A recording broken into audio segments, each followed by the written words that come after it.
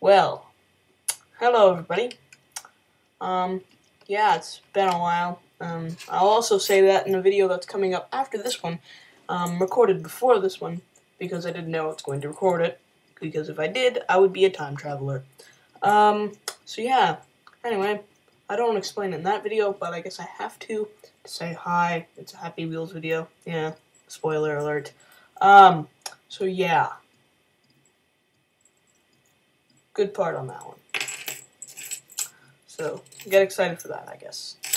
Anyway, so yeah, I'm doing some tutorial little videos, I guess. Yeah, I've installed a shader mod. Nah, it's not the greatest. Whatever. Look at shadows. Ah, yes, shadows. Anyway, I have that on. No, turn that off. Okay, so yeah, it's midday. And yeah, so this is basically a tutorial video to show you how to make a combination lock with lock buttons and a torch to tell you if you have the right code, which is right over there, and also a lock and unlock button to lock it and unlock it separately with two different buttons to make it stand out just a bit from the levers. So, yeah, basically, this code will only work if you have the right code in, and I figured out how to do it myself. I didn't watch any videos or anything like that. I did after I did it, and I figured out, yeah, actually that's how you're supposed to do it. So, this is my way, though. It's a tad bit different. This is a remake thing of it, though. I have a different version, which is only the enter button, and it's a lever as well, and you flip it up and down to turn it on and off. But this one's different, and I like it actually a bit more. Anyway, what this is, here's the hint, it's like counting by two, but it's odd. What's odd about it? Well, you have to think. So yeah, you can think about that for a second. Anyway, so when the torch is on, the code is correct. That's what it says, and there's two arrows here. And this is the torch. Duh, the arrows are pointing to it. Anyway, so then we'll go back over here. I say anyway too much. And see the unlock button. As I said, the lock button. And 1, 2, 3, 4, 5, and 6. So there's 6 digits. Or 6, not digits. 6 numbers, I guess. And, yeah, so you have to put in the code. So if it's like counting by twos, but it's odd, maybe the number is odd, which it is. So let me put in the right code. It's just 1, 3, 6. And you'll hear a little piston noise. And I don't know. Actually, just a sec, guys.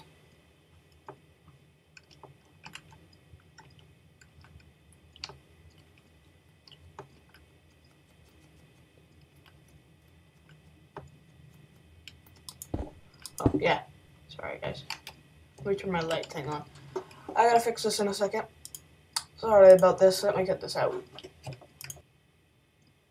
Alright, guys, we're back. Yeah, just a little modification. I didn't do it right. I don't know, it worked before, but whatever. It works now. When you put in the right code, the torch turns on.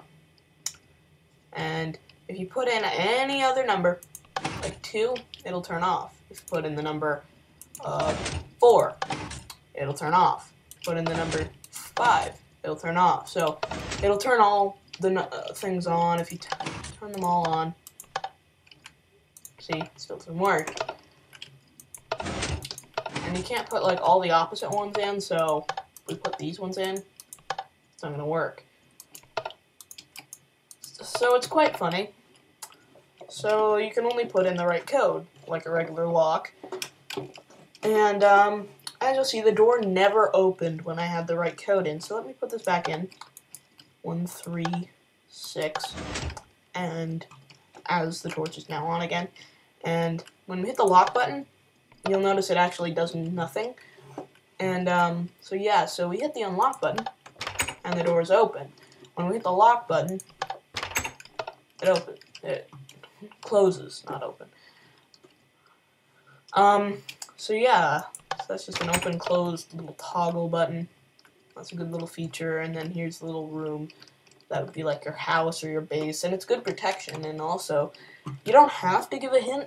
It can only be for like you, and you're the only person that needs to know, and stuff like that. It can be good in that case too. And yeah, so that's a good way of putting it. But you can also put a hint up here like, what's the square root of this and this and this? And then you'll have your code. So you put something really complicated so you're not going to get little, like, annoying people that, aren't smart because, or just 10-year-old kid, griefer, new people. You don't want those people. But one thing that kind of sucks, if we're on the unlock button, right, and then we lift up one, it will completely let it off. But if you put the thing back down, it will unlock again. So that's kind of good to keep in mind. So you can't actually reset your code when you go in. And I haven't actually added a button to close it from this side yet, but it's really simple. I just didn't do the time to do it. I really wanted to get this video to show how to do this. Anyway, let's get on to the part where I do this. So let's turn the light on. So this is all the redstone behind it. Firstly, the main component, which is the redstone part of it that you will need to have to put in your digits. So basically what it is when all the levers are off, like the right ones, which these torches are the ones that are the right ones, is 1, 3, and 6. When all those are turned off, there will be no power to this line, and this one will activate. Now, you're thinking, when you put in the wrong digit, why does it not work? Because the redstone is behind all the other levers, which causes it to send power to this and keep power going through and disabling this one still, so it won't work. So yeah, but when all these are off, if you don't have any of the wrong digits, there will be no power sent to here, there will be power sent to this, which will make it so there's no power here, and this one will be on, as I said. So, when the power's on, this would send power to this, which would disable this, which is connected to this piston up here. This piston breaks off a connection between this and this, which is part of the unlock and lock buttons. When this is on, this deactivates this and lifts this piston up. So then this connection is here. What this allows is for the unlock button to go all the way over here, turn this torch off, turn this one on, the connection will go all the way over here, under here, to this block, which deactivates this, which activates this, which is under the door. And it will open it. The lock button just goes to the opposite torch and turns this one off, turns this one on, and it's back to normal, other than this. And then you just take out one of the digits, power sent back, or put a wrong digit, power sent back, and this will reset and extend again and break the connection.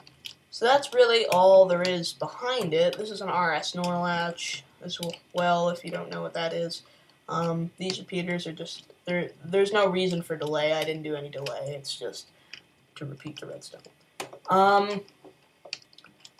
Yeah, this, by the way, I haven't said this yet. This is basically, when this is activated, this goes to this torch, disables it, and enables this one, which is connected to this one, and turns this off. When you have the right code in, this will re-extend because this power is off. When this power is off, also, this will be turned off, which this one will be turned on, this one will be turned off, this one will be turned on. So that's how you know when the code is correct, is when the piston retracts from the right code. So yeah, that's just how everything works. There's no underground trickery really, other than the redstone cable here to turn the door on so you don't see any redstone. Other than that, there's really nothing. I mean, yeah. And it's really not noticeable because you'd think this is like part of your house, right? It's just a full rectangle with this little like layer that goes up by 2 blocks in one little spot. But you think that'd be like an increase for like beds or something like that. So it looks like an average part of your home. And when you get inside, people will be like, oh crap. I must have a big home though, I want to get in. And then they go in and then they figure out, oh, this home sucks. But yeah, I'm not saying that your home can suck. You can make it as big as you want. I just had kind of this here. Anyway, it's not that complicated. I mean,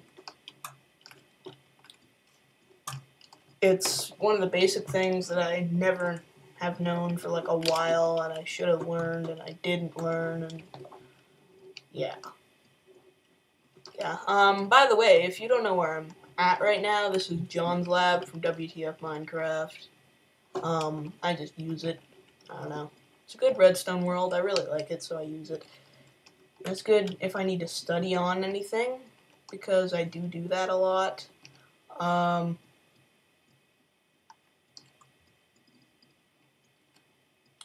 So yeah. Oh yeah, and by the way, since I have the time to do this,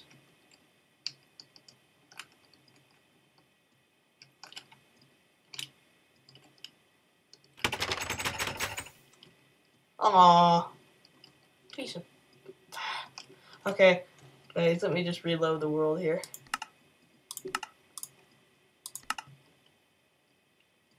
There we go. I want to show this off. This is a mod, by the way, to allow to do this. This is just for Jeb too. If Jeb watches this, this will be awesome. This is what we need Minecraft. This is by, I think it's Hippopotamus, I think is what his username is. Anyway, he made the paint mod and stuff like that, and he made his piston patch, which allows pistons to do regular things like the regular pistons when they were actually just a mod and not part of Minecraft. So yeah, so he allows chaining and launching entities. So this is what I want it to be able to do.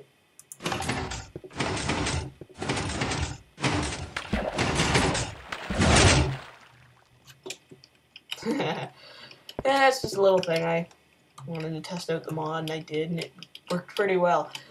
So yeah, it's just some delay.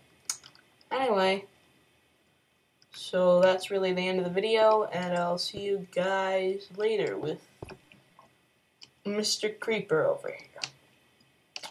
Say bye, Mr. Creeper.